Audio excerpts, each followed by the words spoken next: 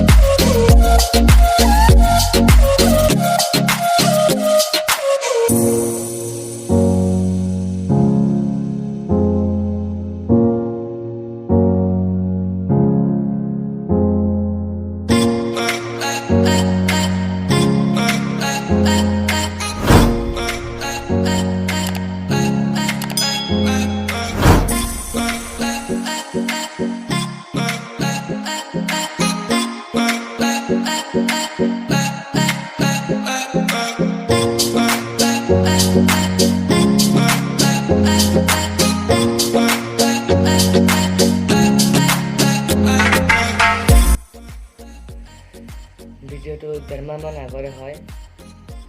দুৰ্ভাগ্যবশতঃ আপলোড কৰিব পৰা নাছিলোঁ।